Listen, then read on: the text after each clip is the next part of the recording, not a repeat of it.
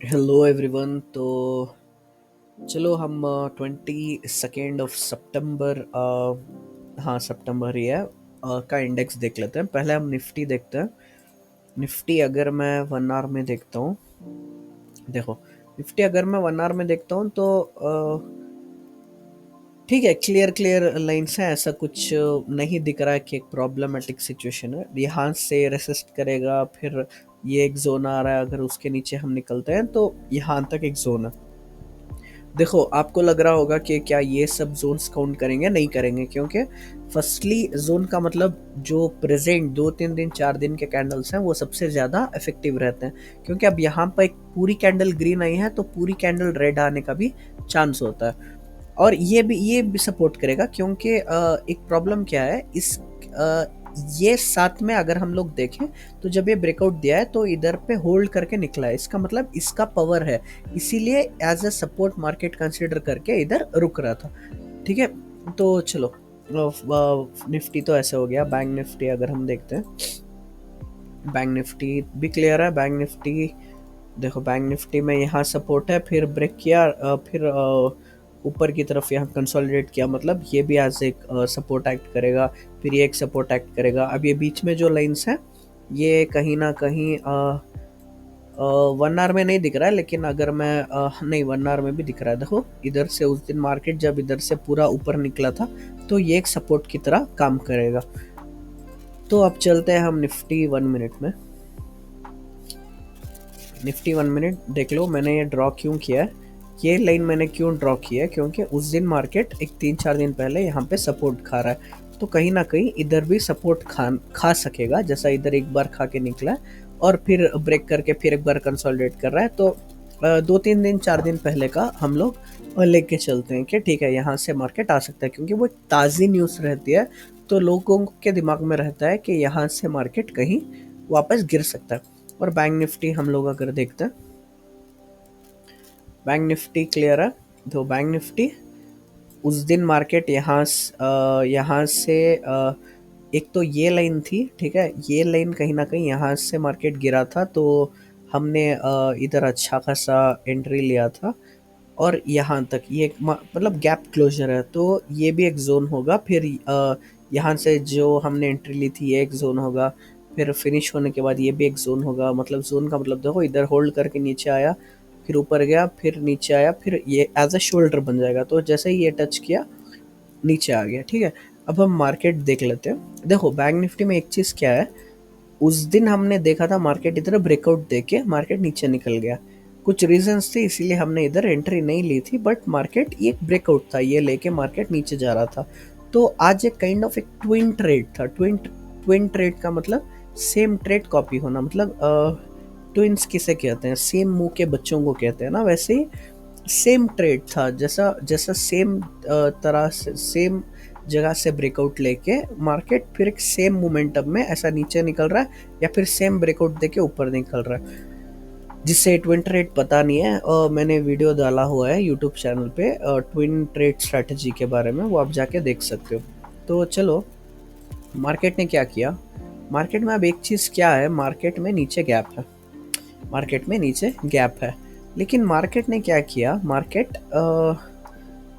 नीचे निकला लेकिन मार्केट रिवर्स हो गया। अब ऊपर हम ले ही नहीं सकते, क्यों नहीं ले सकते, अगर मैं देखता हूँ तो ऊपर यहाँ पे एक जोन है, ठीक है, अगर मार्केट इसके नहीं उसके ऊपर निकलता है गलती से, तो जहाँ से मार्केट देखो, फिर अगर ये लाइन के देखो यहाँ से यहाँ तक तो पाक से मार्केट नीचे आया था, तो फिर जब मार्केट यहाँ ऊपर जाएगा ये कहीं ना कहीं रेसिस्ट करेगा, तो ऊपर जगह नहीं है। अगर और ऊपर जाता है तो ये जो लाइंस है ना, देखो ये जो लाइंस है, अब ये खुद एक बार फिर एक बार रेसिस्टेंस करेगा।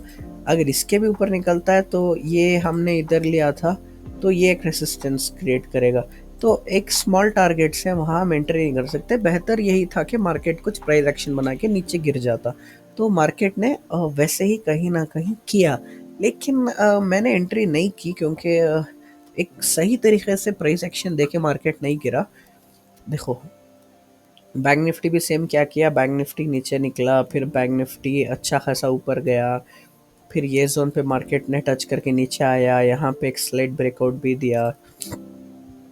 देखो इधर पे कहीं ना कहीं मार्केट ने ब्रेकआउट भी दिया, लेकिन फिर फेल हो गया, फिर ऊपर गया, फिर ये एज अ शोल्डर समझ के फिर नीचे आया। फिर मार्केट ब्रेकआउट तो दिया, लेकिन एक प्रॉब्लम क्या हो गई, मतलब देखो फर्स्ट इंडेक्स का रूल क्या है कि both indexes should give a shot, ठीक है। तो जिसे रूल्स पता नहीं है मेरे चैनल पे जाके देखो, रूल्स बोल के मैंने एक प्लेलिस्ट डाली हुई है, रूल नंबर 1 2 3, बहुत सारे रूल्स हैं, आप जाके पढ़ सकते हो।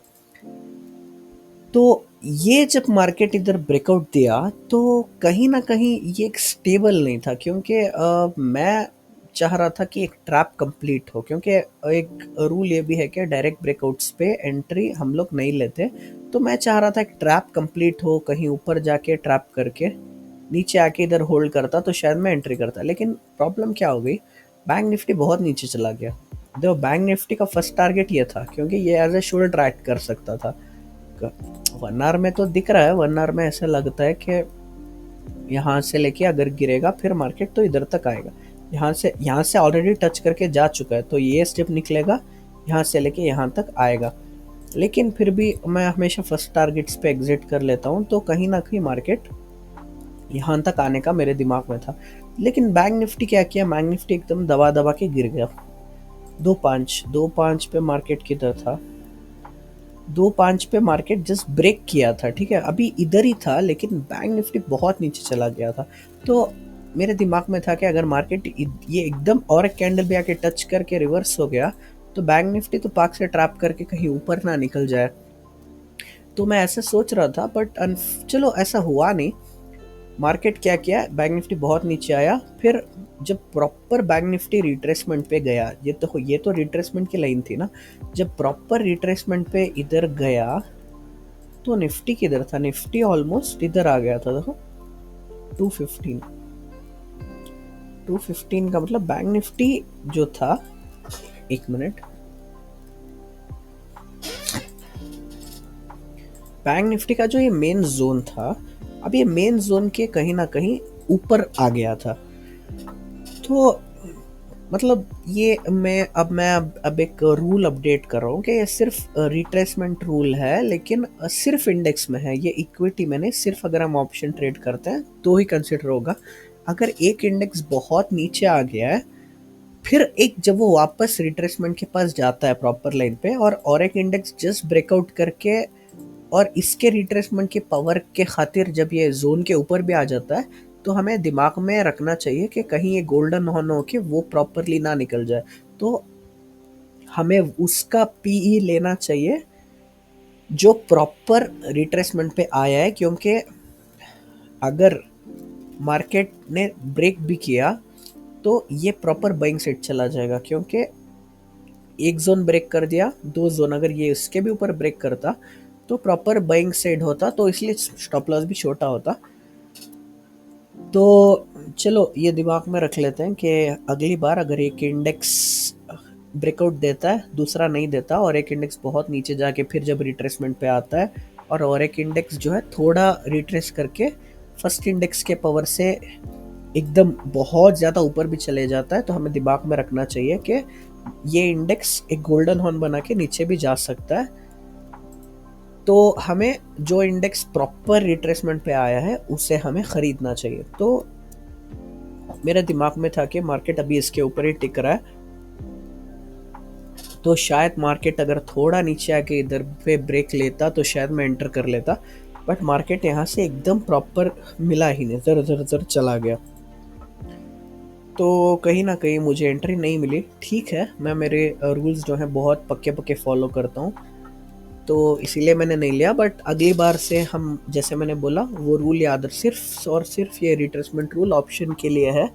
अगली बार से हम इसका ध्यान रख सकते हैं, अगर हम ले लेते तो अच्छा खासा प्रॉफिट मिलता। बट चलो, आज का एक सीखने मिला के ये भी एक रूल हमने आज से ऐड कर लिया है।